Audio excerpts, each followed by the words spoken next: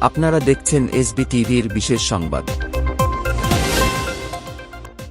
অধ্যাপক মুহাম্মদ ইউনুস এবং জাতিসংঘ মহাসচিব আন্তোনিও গুতেরেস ১ লাখ রোহিঙ্গা শরণার্থীর সঙ্গে ইফতার করেছেন।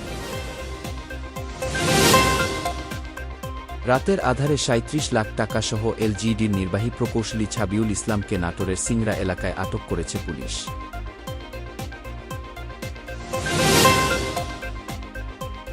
ঢাকা ময়মনসিংহ মহাসড়ক অবরোধ, সেনাবাহিনীর ৭ মিনিটের আল্টিমেটাম, অবরোধ প্রত্যাহার ১ মিনিটেই।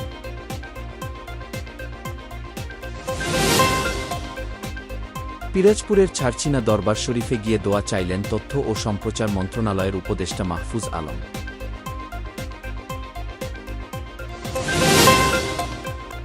যুক্তরাষ্ট্রের কেন্দ্রীয় সরকারের বরখাস্ত করা হাজার হাজার কর্মীকে চাকরিতে পুনর্বহাল করার জন্য ট্রাম্প প্রশাসনকে নির্দেশ আদালতের।